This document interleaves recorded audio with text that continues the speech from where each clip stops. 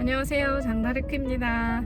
오늘은 저번에 바로 전 비디오에서 좋은 소식을 알려드렸었는데요. 제가 이제 좀 불안하다고 했었잖아요. 예상하시다시피 그게 사기였던 걸로 99.9% 드러났습니다. 그렇게 100%가 아닌 이유는 이 사람들이 제가 사기인 걸 눈치채고 나서 답장이 없었기 때문에 100% 확인할 방법은 없는데요.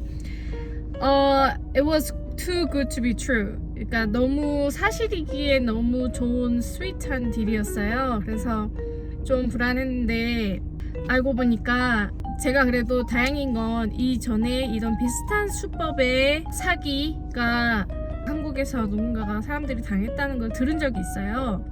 그래서 조금의 지식이 있었던 것 같아요. 근데 어떻게 접근을 했냐면 이제 인터넷에서 보고 저 같은 네일 테크니션들한테 이런 스윗한 끌리는 딜을 던진 것 같아요. 그래서 물론 큰 돈으로 유혹을 하죠. 계약금으로 뭐 500불, 저 같은 경우는 500불을 주겠다라고 했는데 좀 수상하게 생각이 됐던 건 500불을 주면서 500불을 보낸다고 하면서 추가로 돈을 보낸다는 거예요. 그게 무슨 뭐 네일 서플라이 비용, 재료 비용이라든지, 그리고 요청하지도 않았는데 그런 뭐 쇼핑 비용, 그다음에 뭔가 택배 비용, 그다음에 제가 입는 옷 비용 이런 걸 보낸다는 거예요. 그러면서 얼마인지 말을 안 하더라고요.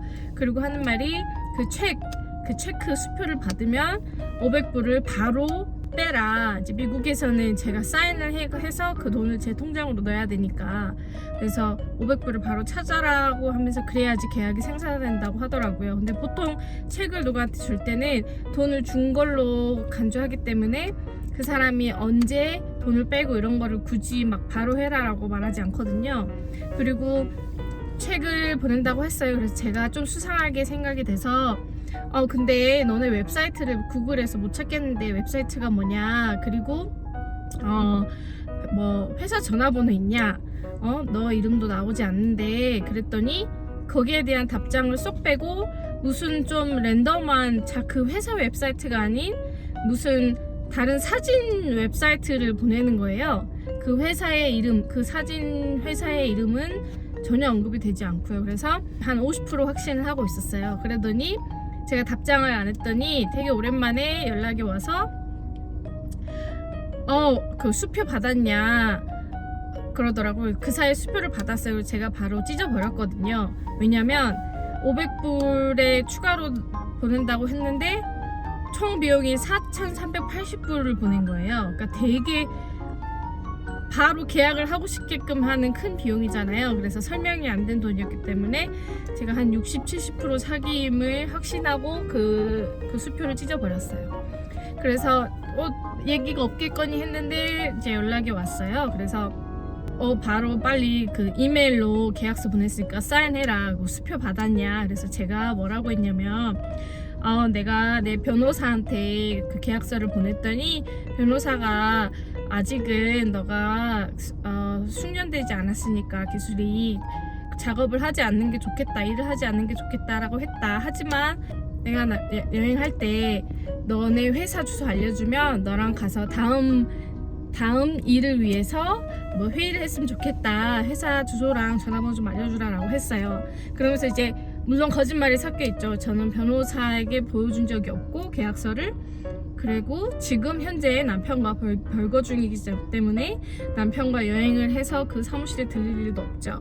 떠본 거죠. 그랬더니 바로 연락이 끊겼습니다. 그래서 지금 99.9% 사기였다라고 생각을 하고 있고요.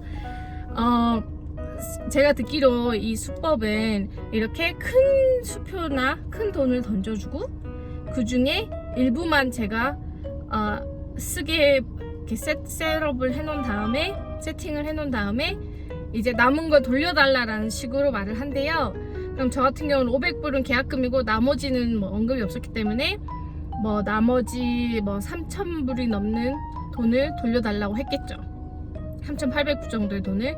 그래서 제가 저는 어차피 받은 돈에서 남은 걸 돌려주니까 선뜻 돌려주면 그 사람들은 그걸 빨리 찾아버리고 저한테 보냈던 수표를 신고해서 취소한다거나 이런 식의, 하여튼 저도 정확한 수법은 모르겠지만 이런 식으로 저한테 보낸 돈을 무효화시키는 방법을 쓴다고 들었어요.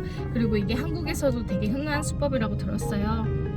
제가 이렇게 길게 설명을 한 이유는 혹시나 저와 같은 상황에 있거나 비슷한 계약, 너무 솔깃한 조건의 계약을 앞두신 분들 한 번 더 확인해 보시라고, 그 회사가 실제로 실체하는지.